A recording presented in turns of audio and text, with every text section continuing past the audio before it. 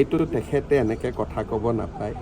তাতে যিবিলাক ল'ৰা ছোৱালীয়ে নাচিছে, কোনোবা BA পাছ, কোনোবা MA পাছ, কোনোবাই বেংকত চাকৰি আছে, কোনোবাই চৰকাৰী চাকৰি কৰি আছে, কোনোবা টেটৰ শিক্ষয়িত্ৰী, তেওঁ জ্ঞান নাই কাৰণে এই কথাবোৰ কৈ থাকে। আপোনালোকে ফটোবিলাক নিজেই চাব, তাত কোনোবা মেট্ৰিক দিয়া ফুল কোমলীয়া ছোৱালী আছিল নেকি?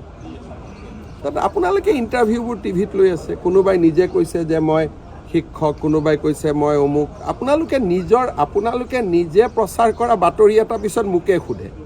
আপোনালোকে যিমান ছোৱালী ইণ্টাৰভিউ লৈছিলে, সকলো ছোৱালীৰে বয়সটোতো আপোনালোকে নিজেই দেখিছে। সেইকাৰণে অখিল গগৈক মানুহে আজিকালি অলপ ধেমালি সুৰত কিয় লয়? মই তেওঁক সদায় কৈ আছোঁ যে আপোনাৰ কোৱালিটি আছে, মেচিউৰ্ড হওক। এটা হেডলাইন পাবৰ কাৰণে আৰু আপোনালোকক সন্তুষ্ট কৰিবৰ কাৰণে তেওঁ যিকোনো কথা কৈ থাকে।